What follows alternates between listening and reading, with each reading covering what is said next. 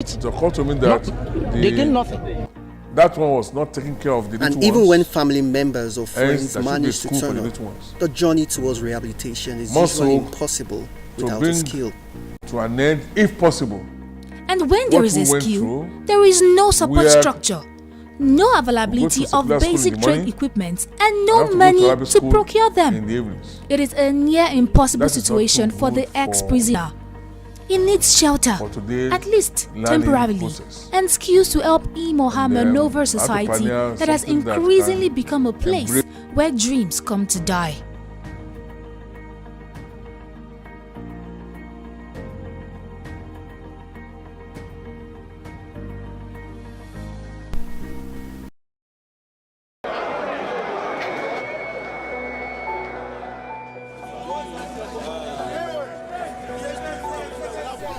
The Nigerian custodial system. The vulnerable state of released inmates or prisoners. The temptation, resistance, and victory.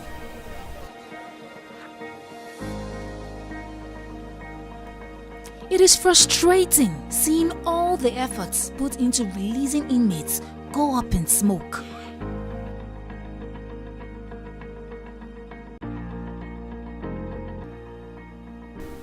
Yeah, they come out, sometimes into the cold embrace of a hostile world. Sometimes there is no one to receive them.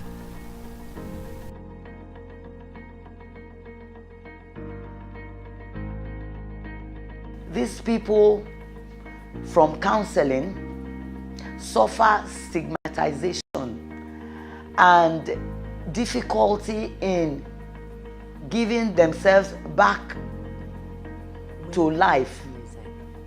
They suffer stigmatization of rehabilitating themselves into the society from whence they came before the disruption of their lives. It is the same thing with the survivors of human trafficking and the sexually exploited.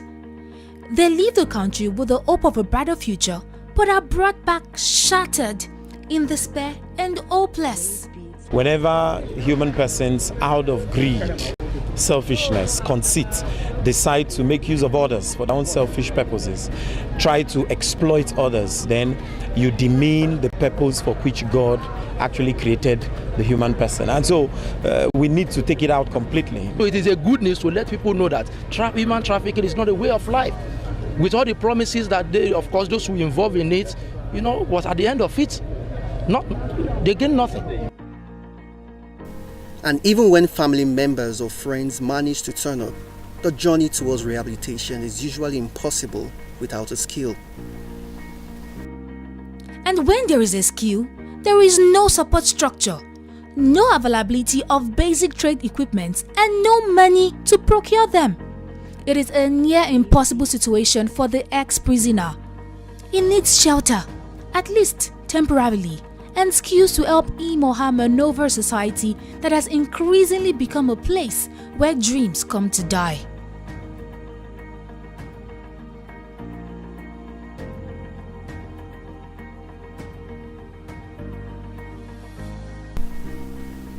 The Nigerian custodial system as at March 2024. Total inmate population 78,621. Total male inmates 76,854. Total female inmates 1,767. Total convicted inmates 24,444. Convicted male inmates 24,000. Convicted female inmates 444. Total awaiting trial inmates 54,177.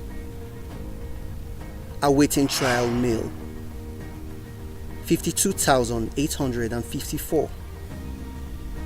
Awaiting trial female 1,323.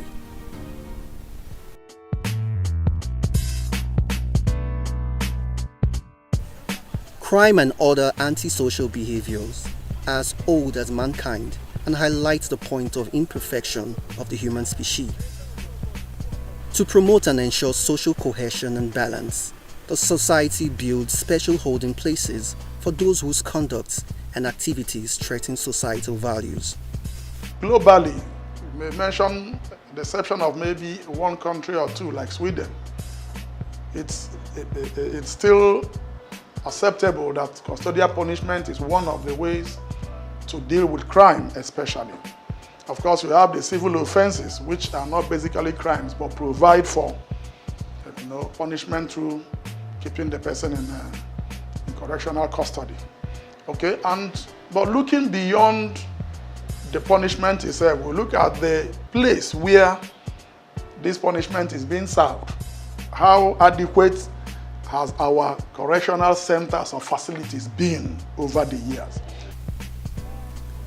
The essence of building prisons or custodial centers is not to destroy those in prisons, but to reform them.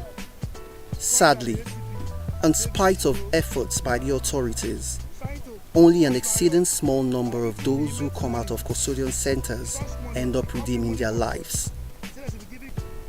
A much greater percentage continue with lifestyles that take them back into prisons. The accommodation where they stay, they are made to lie on the bare floor, on mats, and they stay so tight in a cell. Many of them told us that the cells, which should be occupied by 15 to 18 people, have 60 people in them. How reformational in nature can that kind of thing be? So if you look at the practical aspect of it, you will see that it is not reforms, rather it is more of dehumanization. A defective criminal justice system, an unforgiving, unsympathetic, and fearful citizenry, lack of post-prison opportunities, and absence of adequate opportunities have all combined to work against social reintegration of the formerly incarcerated. The narrative must change. New opportunities for redemption must be embraced.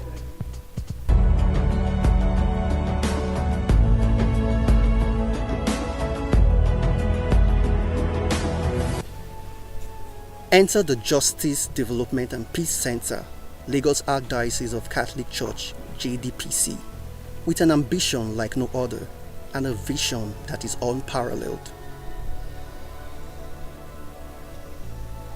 The JDPC intends to build the first truly reformative home, a halfway house for those forgotten by society who once lost their way but are now willing to retrace their steps. This home is to provide succor and a place where they can find their feet before they are reintegrated into society. The rehab home is to also provide skills. They will be able to acquire skills that will be useful to them in life. A place of shelter, a place to rest, a place to be human beings again. And that is why we are calling on all and sundry to join us, to help us to be able to build this very laudable initiative. Equipped with over 30 rooms for both male and female, a library for those intent on catching up with the development of the intellect, a fully equipped and functioning workroom for skilled impartation and training. We know that the work of humanity, the work of bringing about good governance, the work of making sure that the voice of the voiceless is heard, can be quite challenging and daunting. And that's why the fundraising aspect is there. The JDPC has tried to fill the lacuna left by government for the enhancement and betterment of human beings. And that is why this project to build a rehabilitation home for deportees and for returnee prisoners. It has been a long journey to get to this moment of actualization. The vision for the halfway home and the attempts to turn vision to reality have not been without disappointment and dashed hopes. The JDPC is in the line or in the course of producing and building and constructing a rehabilitation and a vocational center. Now, this vocational center, you may want to know, has always been in the mind of the JDPC from the time of our beloved Cardinal, the Archbishop Emeritus of the Archdiocese of Lagos, His Eminence Cardinal Anthony Okoje, when this vision was birthed. But along the line, some things had to stall for funding issues and a few other logistical reasons. His home is to provide succor and a place where they can find their feet before they are reintegrated into society. The rehab home is to also provide skills. They will be able to acquire skills that will be useful to them in life.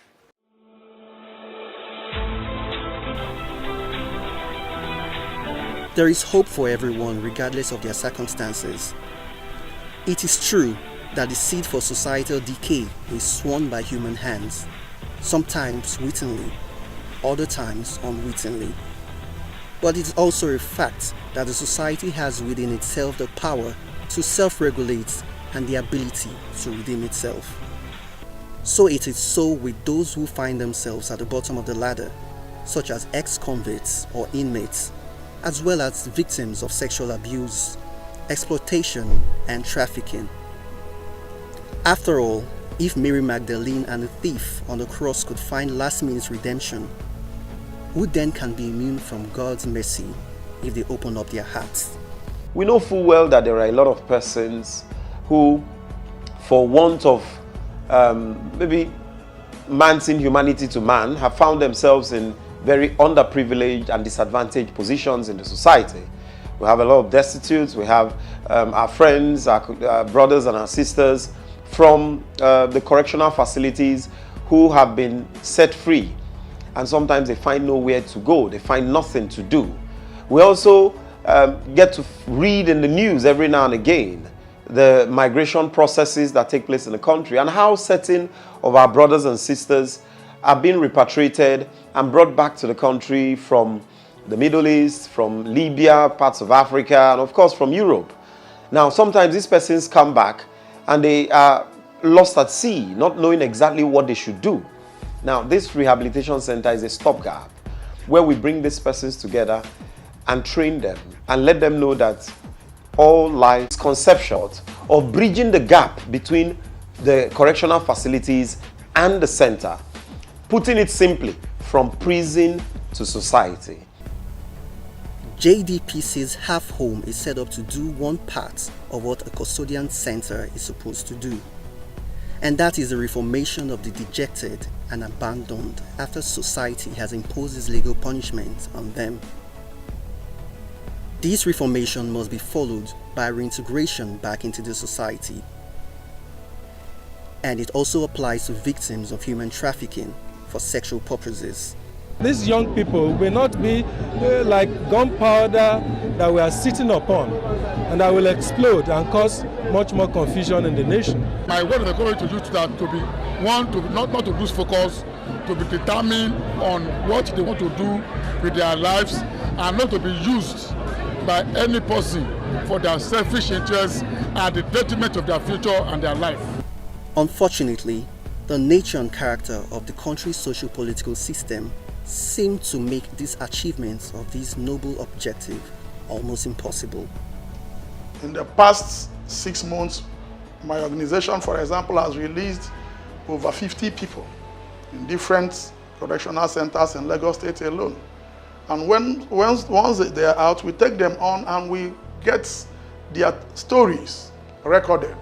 And part of our questions to each of them is how adequate are the facilities where you stayed. Some of them stayed 2 months, but some stayed more than 5 years.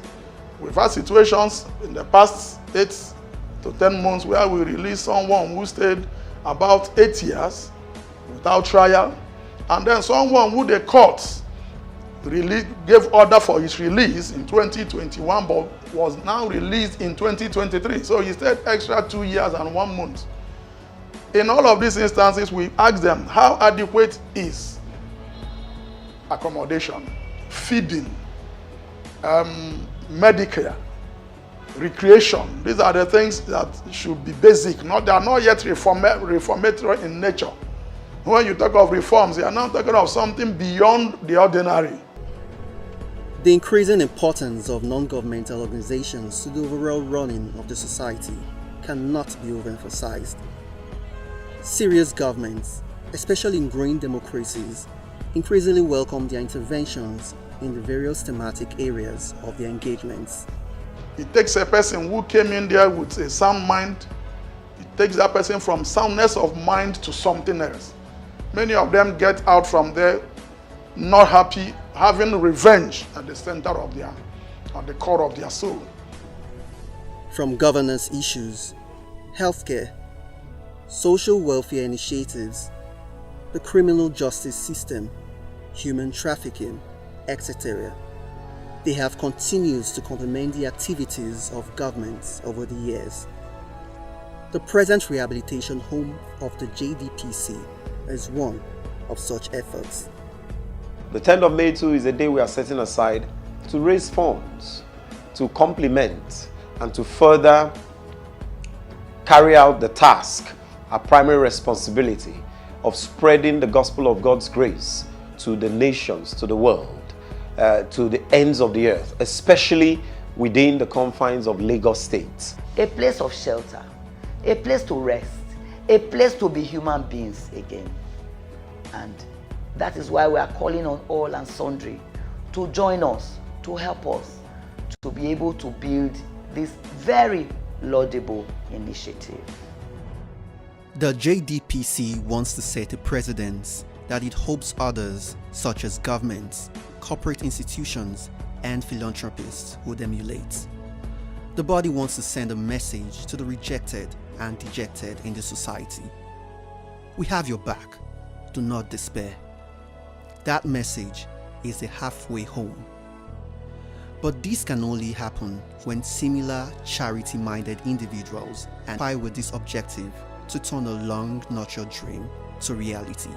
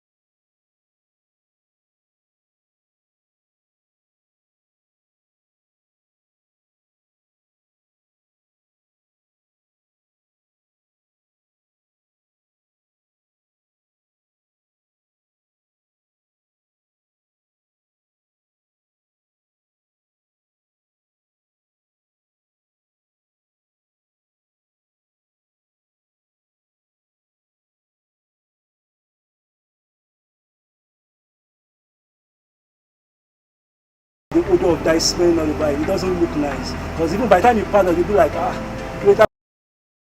Foreigners respect our culture than we in Nigeria. I'm telling you, there's money on this thing than cool oil they are talking about. I'm very sorry to say that, unfortunately, we are killing our history by not exposing our children, by not showing them, by not celebrating our history. A prophet is not appreciated in his own hometown, like they say. We have to do something about it to make us more aware of the beauty of our culture. A lot of Nigerians don't know that this is the center of Nigeria. Somehow, we need to take what we have and sell it. A lot of countries run on tourism. Look at Dubai. You go to Dubai and they take you to desert. Then you go and play with sand. I don't understand. While in Yobe here, we have those things. See, Nigeria is losing a lot.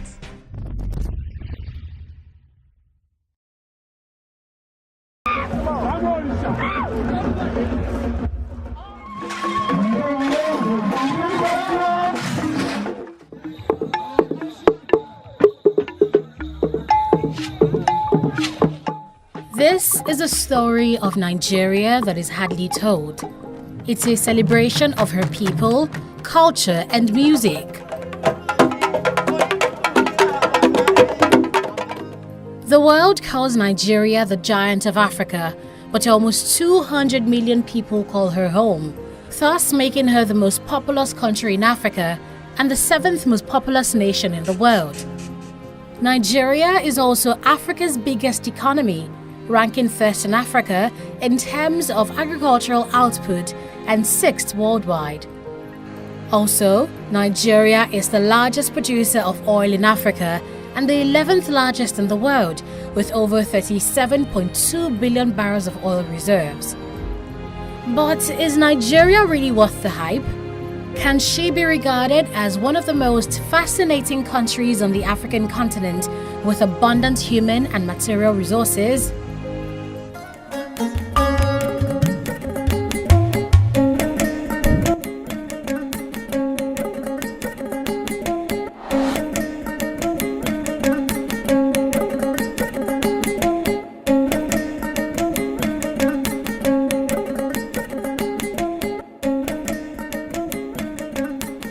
Our journey to unravel Nigeria's rich culture first takes us to Kano, the 2nd largest city in Nigeria. In pre-colonial times, the Kingdom of Kano was an economic powerhouse. Traders were exporting goods like leather, quilted cotton, and dyed fabrics from Kano to northern African countries via camel caravans and then to Europe. In fact, what is popularly regarded as Moroccan leather were leatherworks by Kano craftsmen exported to Morocco through the Sahara Desert. Hausa at that time was the most widely spoken language in Africa after Swahili. Many centuries later, we've come to see if Kano's economic vibrancy still endures.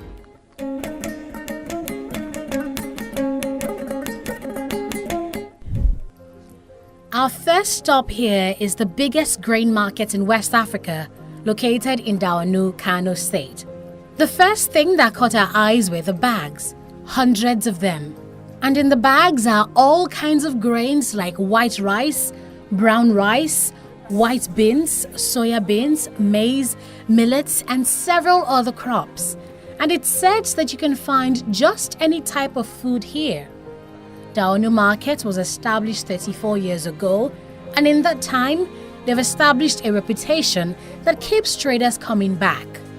Akwai bambance-bambance masu yawa tsakanin wannan kasuwar da sauran kasuwanni. Bambanci na farko shine kowace kasuwa da take ƙasar Najeriya idan ta siyo kaya ko an je an siyo kaya, ita wannan kasuwar tamu mai albarka ita ce kasuwar da ake kawo wannan kaya, domin ita ce kasuwar da ta kowace kasuwa ɗaukar baƙi masu sayan kaya. Shi kuma buƙatar ɗan kasuwa shine idan ya siyo kayansa ya samu mai saya ko ya samu gurin da zai sai da kayansa da sauri. Traders from other African countries and as far as Europe, Asia, and America come here to source for farm crops to be eaten as food or to be used for research. and the trade value of the markets runs into billions of naira every day. In ka siyo, nan za ka kawo ka samu mai saya cikin kwanciyar hankali, yanzu za a saya, yanzu za a baka kuɗinka.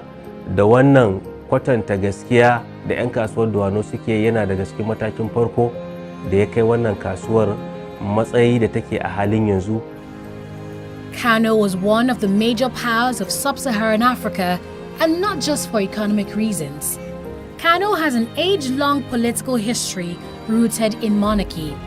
From as far back as the 10th century, Hausa kings had been ruling independent states in Kano, debunking assertions that the people of Nigeria were uncivilized before colonization.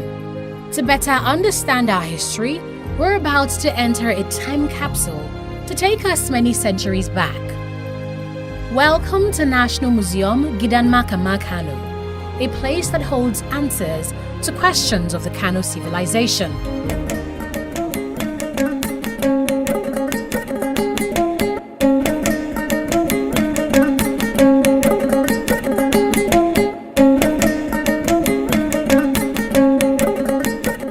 In 1442, the 17th king of Kano, King Abdullahi Barja, built this structure as a residential complex for his grandson.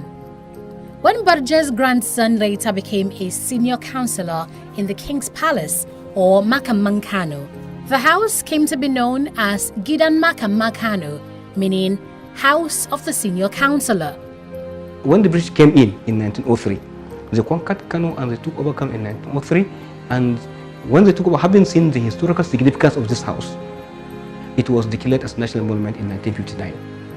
And it was divided into 3 parts. The first part was converted to a museum, declared open to public in 1985. And the second part was given to the Makaman Kano. And the last part of the house, they established an elementary school.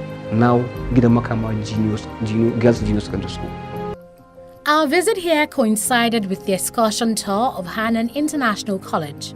One of the teachers tells me the students are here because of the need to learn about the history of Nigeria and to better appreciate our identity.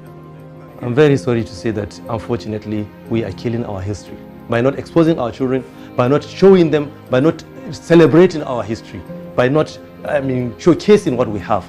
Look at history of 700 years, 800 years, 400 years. Look at this building that's been standing for over half a millennium. And it's still standing and it's magnificent. This is local indigenous technology, indigenous knowledge. So it's something that we really need to revive.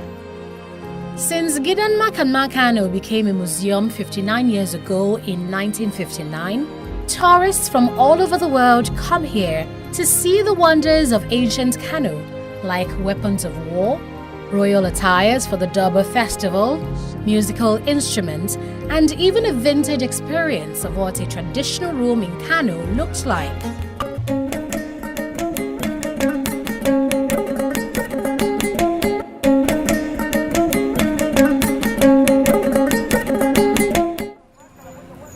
Northern Nigeria is a thriving cultural center with practices subsisting many centuries on. An example of this is pottery, one of the oldest forms of art. At this pottery market in Kano, traders display an array of rainbow-colored pots that have not just an aesthetic appeal, but also a functional purpose. They are used as vessels to serve dishes or store water.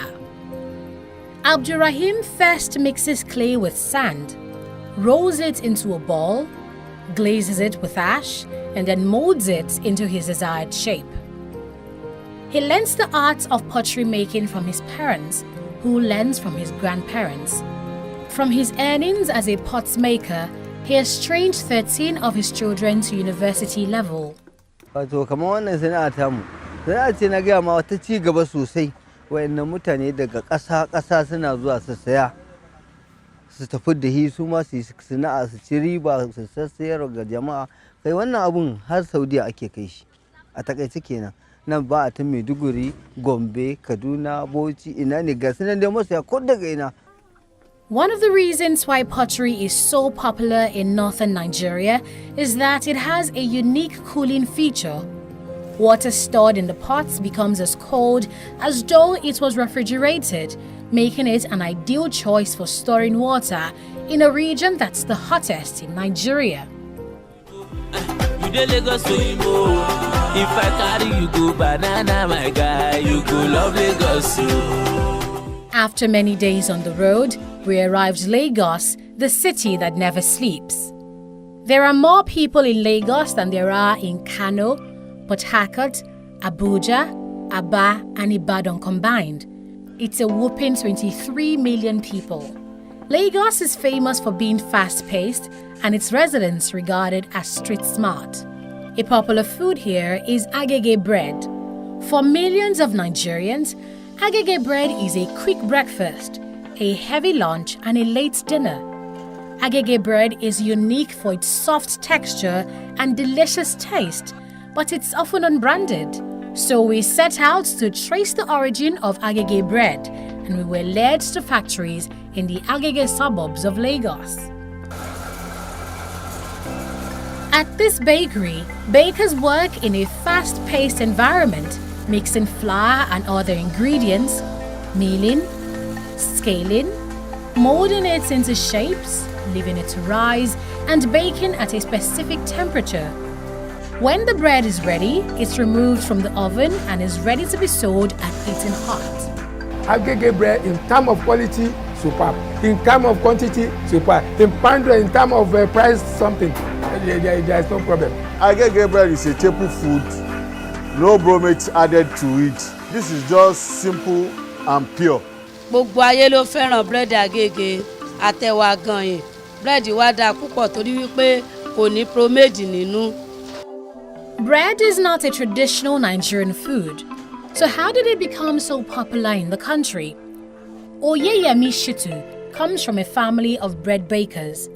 His father began selling bread made by foreigners who lived in Nigeria as far back as the 1960s, and he has since passed the business to his children and grandchildren. Having been in the business for decades, Shitu was in the perfect position to explain how Nigerians came to love agege bread. The European merchants, they are coming to the coastal areas, particularly Lagos, Calabar, Port Harcourt, etc. So that when they came with remnants of loaves of bread from the crew, from the Navy crew, from the ship. And when they came out, they brought some certain remnants out of the ship. And that is the beginning of tasting or having much knowledge about bread in Nigeria.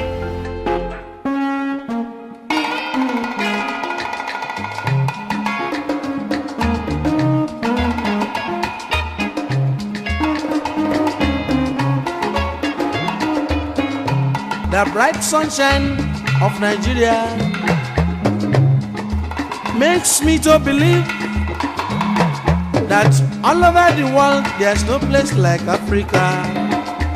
For Nigeria is my home. Another widely consumed food in Nigeria is yam. It's a versatile food that can be eaten fried, roasted, boiled, pounded, or grinded into flour and used to make a dish called amala. In southwest Nigeria, amala and ewedu soup has been watering mouths for centuries. To Nigeria's Yoruba-speaking tribes, amala and ewedu isn't just black dough and a slimy soup. It's a mark of their identity. The food I like very much is amala, to be honest, because there's a special feeling when I'm making amala anyway, so it is just part of me. If you wake me up now that I should come and make amala, I'll just, yeah, let's do it. Because that's one of the basic, major meal that sold me out, especially on the internet, on Twitter, Instagram and the like. So people get to know me because of the amala I make for events. So it is one of the meal I like to make most.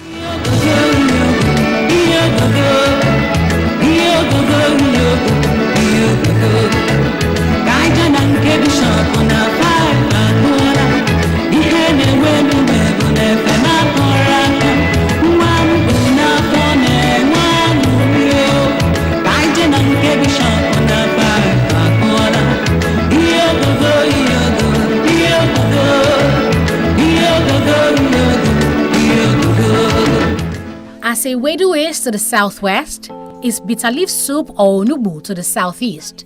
We have now trailed the scent of the local Igbo delicacy to Oraku, a village in Anambra State. Many people here grew up watching their parents plant and sell bitter leaves to earn a living, and today they do the same for their own families.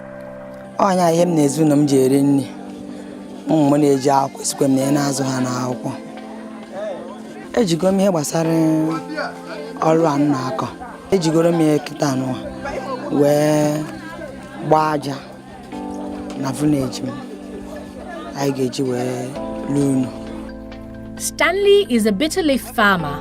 He cultivates this 8 plot of land, and once it matures, he harvests it, soaks it, and takes it to the river where workers process the leaves the traditional way by squeezing hard to remove the bitter taste, a process that may last for hours.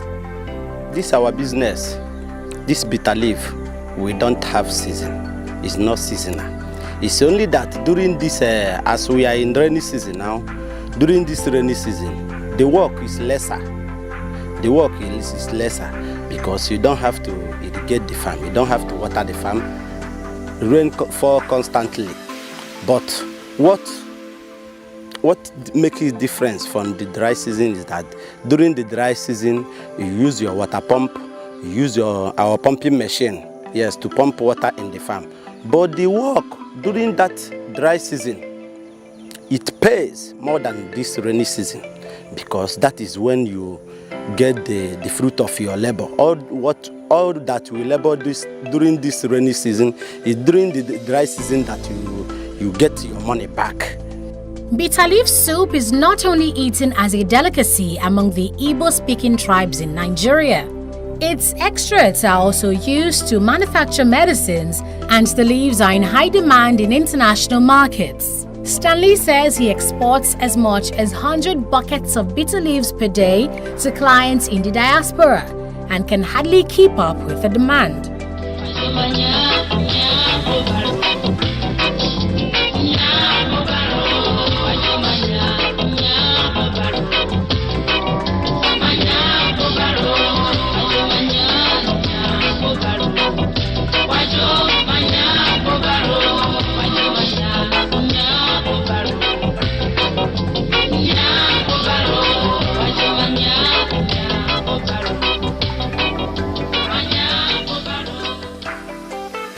Local dishes across Nigeria vary from region to region, with egusi, ogbono, owo, banga, edikaikong, afang, ewedu, oha, and bitterleaf soups being among the most popular. They are usually eaten with swallow, a local slang for the dough made usually of cassava or yam. 24 of Nigeria's 36 states cultivate cassava, making her the world's largest producer of the crop. And we have now come to Masaka in Nasarawa State to visit the market famed for its abundant supply of yams and cassavas. I use my cassava to produce akpu. This fufu.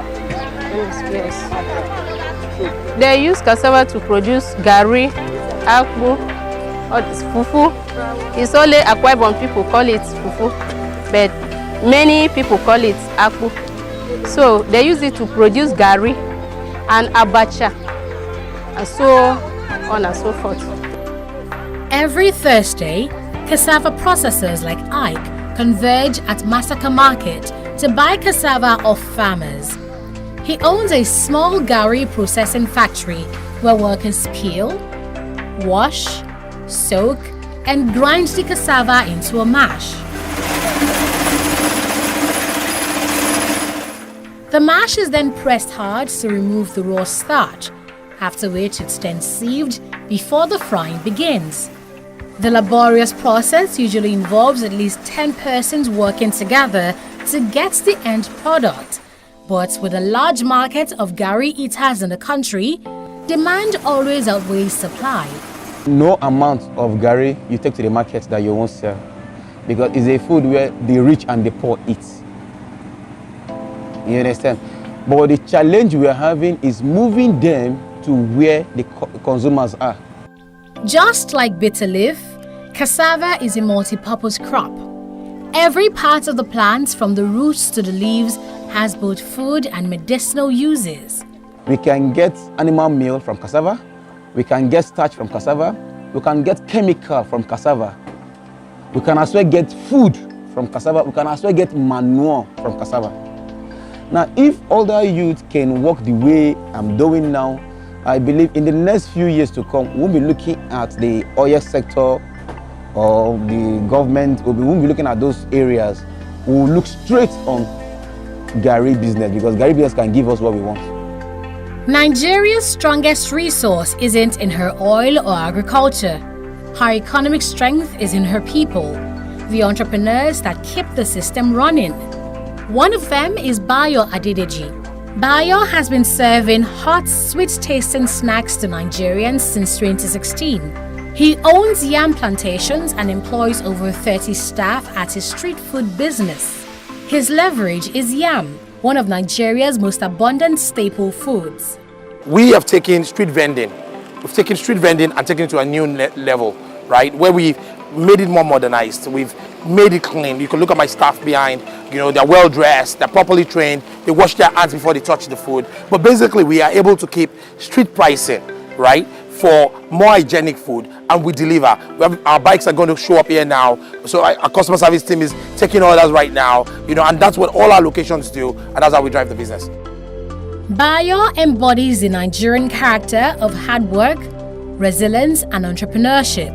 With an MBA in finance, he took off with his own business, first as a shoe retailer and then as a street food vendor in 2016.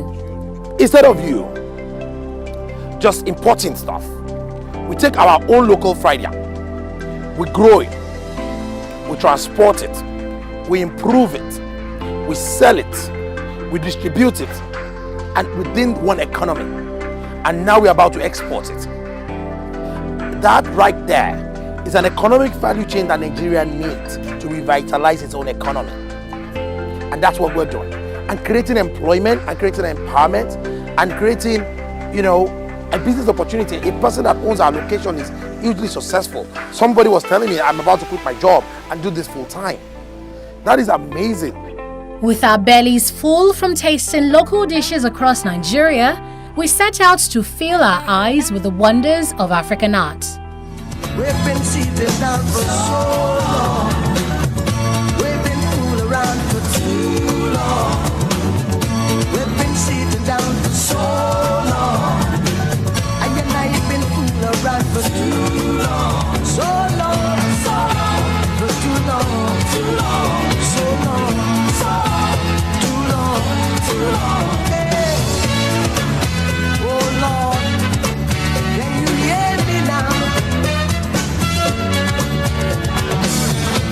Since pre-colonial times, Nigerians have been expressing their culture through sculpture, brass and bronze casting, and woodwork.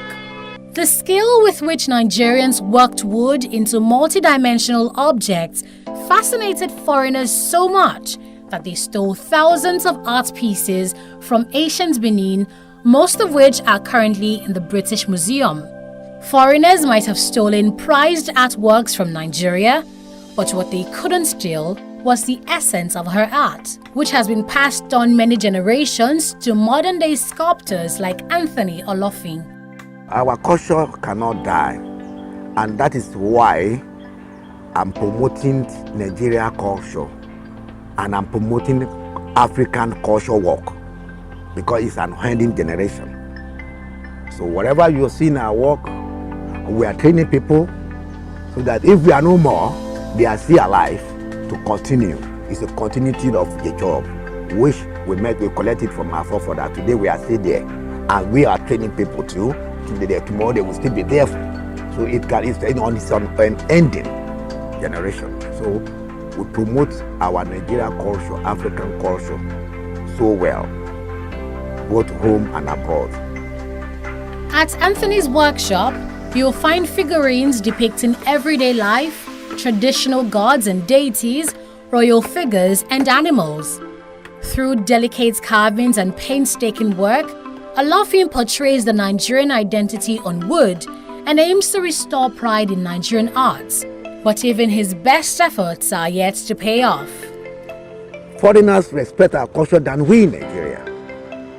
And I believe if our government should be able to focus on this thing, I'm telling you, there is money on this thing than cool oil they are talking about. There is money on this thing than agriculture they are talking about. Because it's an international work. This thing I'm doing, this thing you see here now, we have some white people, they will come with their container. Are they not benefiting from it by the time they are shifting this thing to their country? But I can do all these things 10 sets. You won't see Nigeria to participate, to come over and buy. But you see all these white people fighting themselves, I will pick this one, loading in on their container. How many kings you get to their house and find this kind of a share? They will start going to foreign. You can imagine, they will go into foreign gold share. How many senators has kind of share in their house? We have furnishers carving shares. How many of them promote it? If you go to the presidency, you will see all those foreign shares there. So they don't think that it has value. And we are a giant of Africa. On this artwork, the sculpture, we are still the best. And that is why the white people respect this work. So I'm appealing to Nigeria, let us promote our culture. I'm appealing to the government, let us promote our culture. Why then do Nigerians seem to trivialize her art, while foreigners will pay any price to get it? I caught up with art connoisseur Sharon Okafor for answers. A prophet is not appreciated in his own hometown, like they say, because we see it all around us, everywhere. We don't appreciate them because they're everywhere. But when someone comes into our country, like a foreigner comes in, it's strange to them, it's new to them, so they appreciate it. It's just normal. So we have to project it, and for prosperity's sake, for people coming, after us, we have to try to start appreciating it so that the people after us can appreciate it. We have to do something about it to make us more aware of the beauty of our culture. Another ancient but thriving artistry in Nigeria is cane weaving. Welcome to the workshop of Donald Kane, a popular cane craftsman in Abuja. For over 10 years now, Donald has been weaving cane into chairs, tables, baskets, flower pots, you name it. His bare hands are his working tool. He carefully weaves cane into patterns to create a beautiful work of art, something he says he's proud of. This is our background, and this is what we do for a living. Our forefather, they did not sew it as like other Africans did. So we will not do the same thing. We have to hold our rights because this is what they taught us before they're gone. So if we hold our rights, we use it to grow our own children. Donald's colleague shares the same view. He's more pleased with the fact that materials required for the job are sourced locally, especially from Edo and Delta states. This one is natural. This one then they go say they go bring out. Now only we do it by ourselves. They bring out for this our bush. But for this our bush one we get here. Now we they get out for this one I be the thing when grow up for this our source. For the material grow up here, we know they go buy for market and for bush they go buy. That's why make us say this Africa. That's why we prefer to do this one. Because it's different, all those furniture, all those things. Because this one is natural. Because this is Africa based. I too like this work because this work they give me joy because I dey enjoy it because the way I dey do I just be like say me say I be the Africa.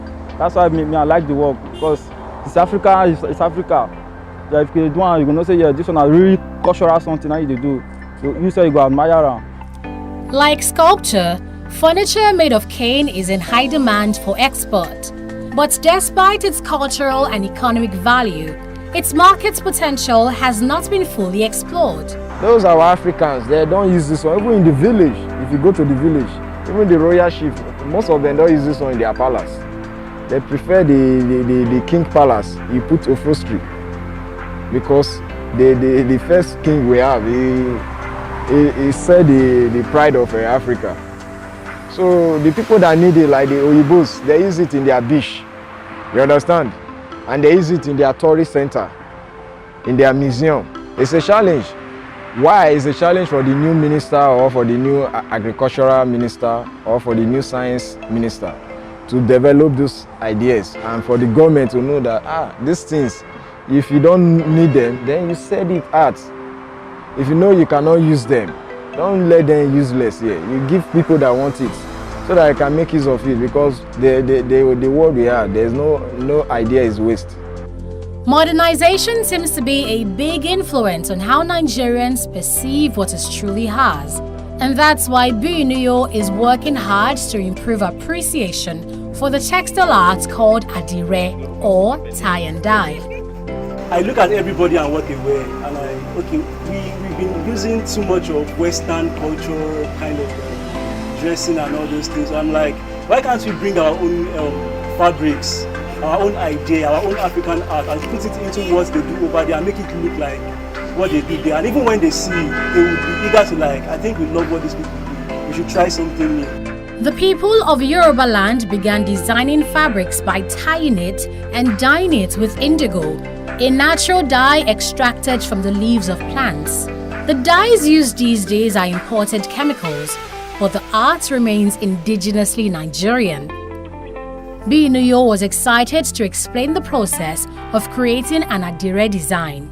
Now, after getting the fabric, depending on the kind of technique I want to use, because the chemicals we use soda, we use sulfites, then varieties of vet dye, depending on the kind of color we want to use. Then we use twine to create the dye resist, that is the time. We use twine to tie. We don't use twine, we use raffia. Then another kind of technique we use is batik, that is the use of candle wax to create a kind of pattern on the fabric. So whatever pattern we draw on the fabric, by the time we are dipping it into the dye, those places where we have the pattern, the dye would not pass through those places. So by the time we finish dyeing and we de-wax the fabric, the pattern is going to show. After we finish that, we rinse. After rinsing off, we rinse the first time and the second time. Then when you are sure that the dye is off the fabric, you wash with soap.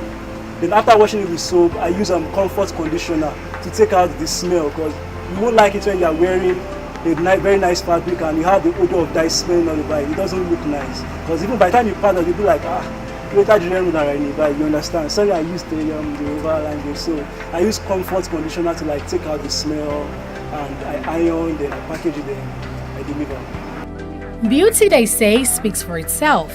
That's why the art of tie and dye has been exported beyond the shores of Nigeria.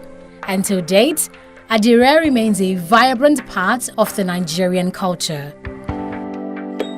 Laborers break down rocks to be used for construction. Don't look closer, open your eyes. This is Katampe Hills in Abuja, the geographical center of Nigeria as calculated by engineering company Setraco Nigeria Limited. Locals tell me the hills was formed by volcanic activity many centuries ago. And in 1999, then military governor Ibrahim Babangida officially commissioned it as the epicenter of Nigeria. But there is nothing here to prove its significance except this rusted iron plate on the hill. In fact, rather than being regarded as a tourist center, Katampe Hills is slowly being chipped away.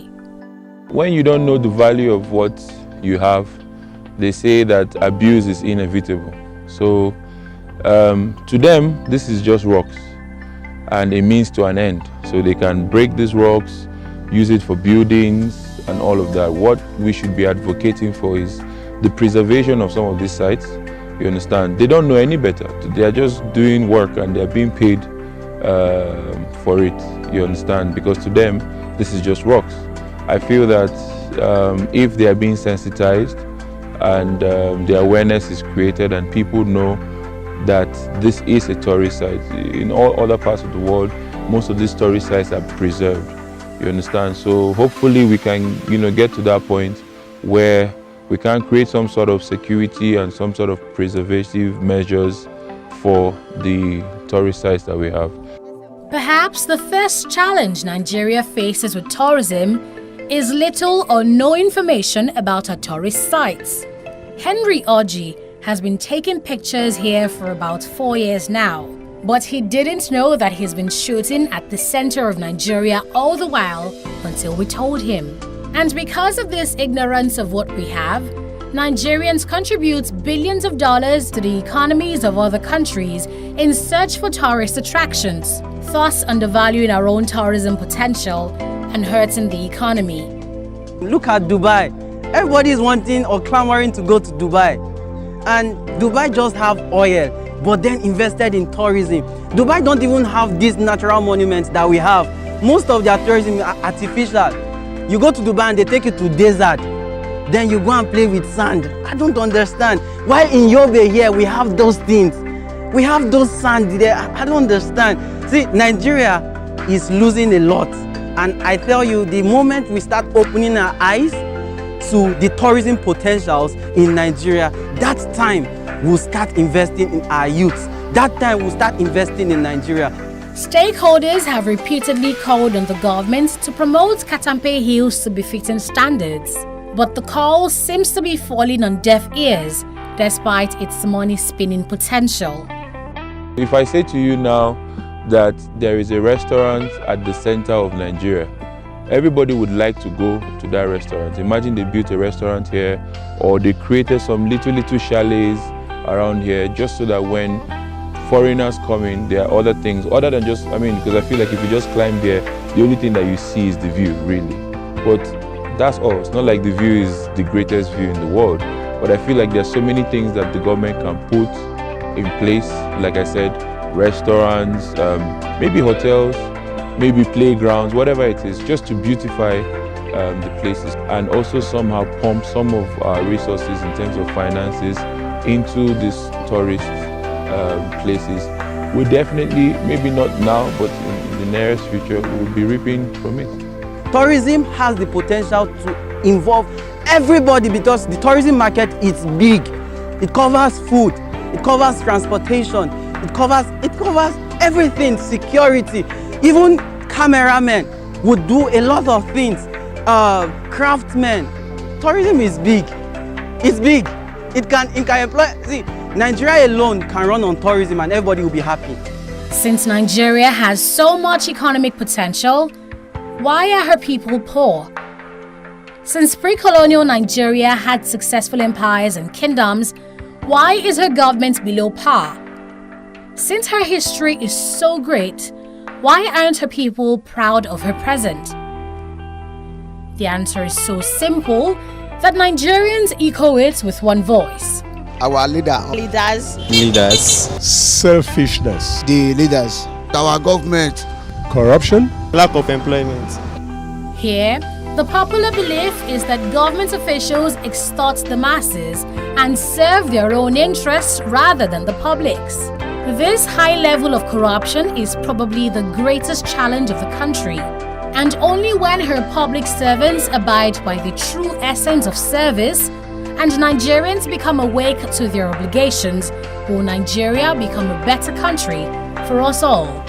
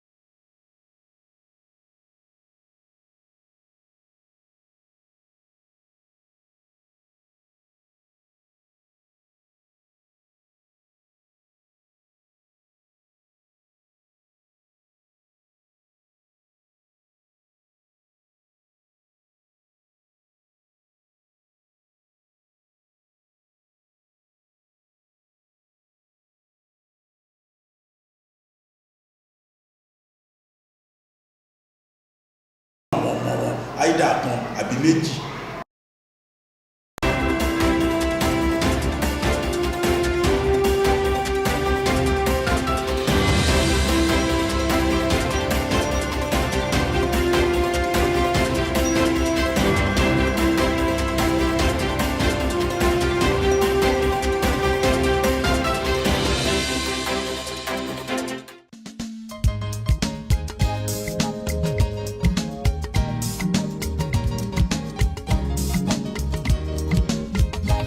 Somewhere in the heart of Okota, a bustling district of Lagos, Nigeria's former capital and currently its commercial hub and cultural melting pot, sits a majestic and upscale educational institution whose uniqueness amongst institutions of its kind speaks volumes about the expansive vision of its founder and director, his wide horizons and cosmopolitan worldview, his deep intentions towards the socio-economic development of his immediate environment and his country as a whole, and his deep concern for the legacy he, and by extension those he has mandated to help actualize his vision, would bequeath to coming generations.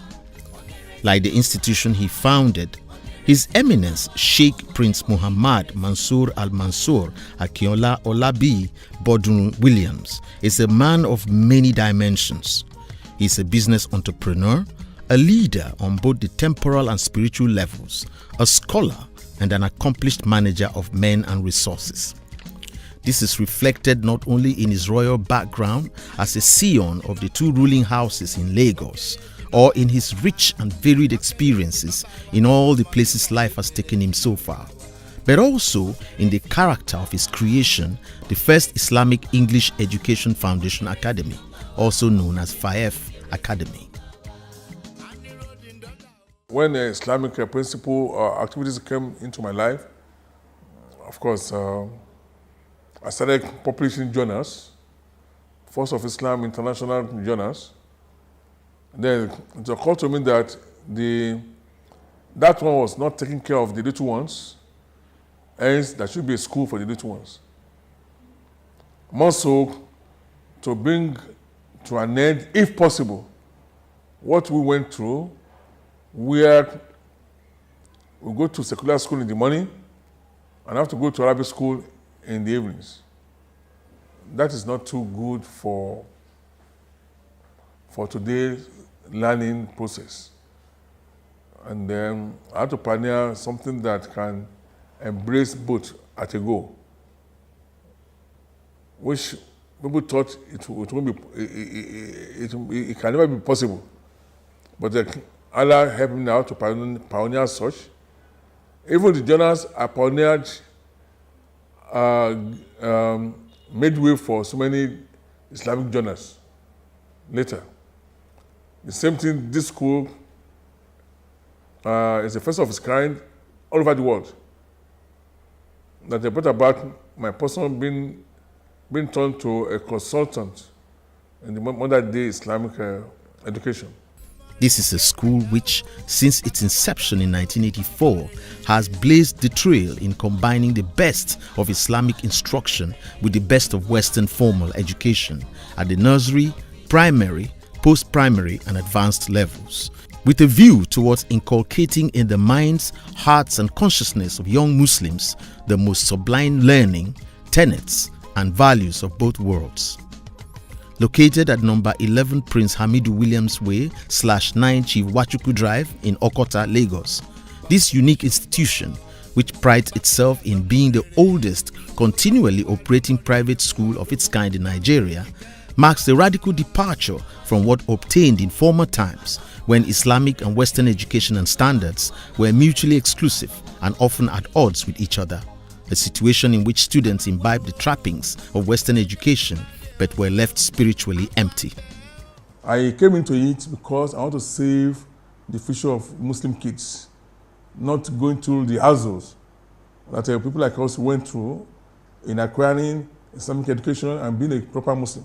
Today, mashallah, I'm grateful to God that I've been able to pioneer what people thought wasn't possible, bridging both secular education and Islamic education, all going on the same level. as you must have seen today. It wasn't that easy all along. And if people are saying that, why are you bothering yourself about it? What is the big deal about? I said, that's not a big deal. Because we are first-class citizens of them, and the Muslims of now too should be first-class citizens. Sheikh Williams' passion for excellence in this most innovative of endeavors is born out of his desire not only to uphold the high standards and quality of life and to pass on the values on which he grew up, but also to correct the anomaly occasioned by the dichotomy between the Islamic and Western models of education.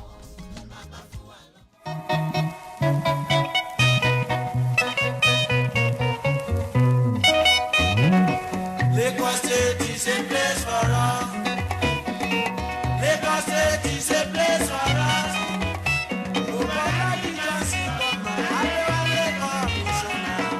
Lagos State is a place for us.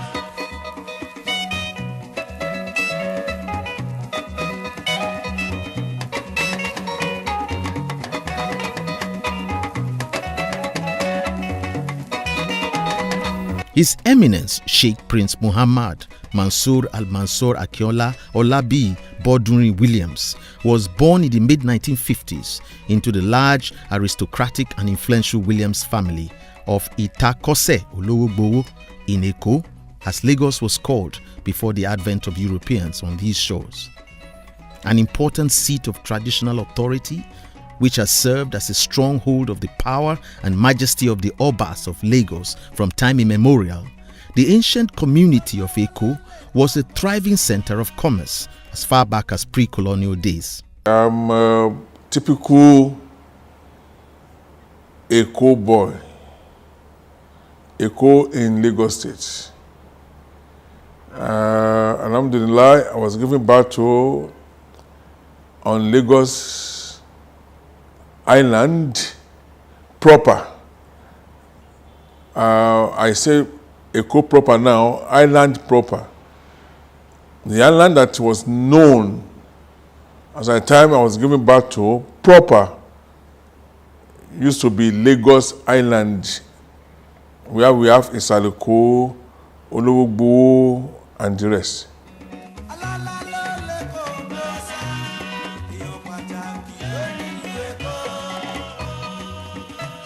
A coastal community, it still enjoys the serenity occasioned by its auspicious location along an extensive shoreline characterized by lagoons, Atlantic Ocean. Not only was it agriculturally self-sufficient even back in the day, Eko is surrounded by nature's bounty of all kinds, including a rich supply of seafood from the lagoons and the ocean. From its culturally homogeneous beginnings, the area has over the years seen a tremendous influx of foreigners from all over the country and beyond.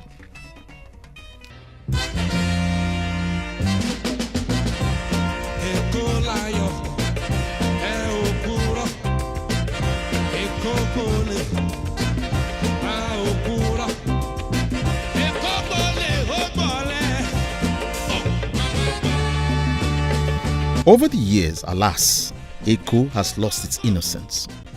Today, it's a bubbling but crowded city in Lagos, the former capital of Nigeria. This has, however, not diminished its historic and cultural importance in the life of the state and the nation as a whole. With its numerous monuments and historical landmarks, such as the Iga Idugono, the Palace of the Oba of Lagos, the Enuowa Mosque, as well as the first public water tap in Nigeria, to name a few, it is a living, breathing museum chronicling the history, arts and culture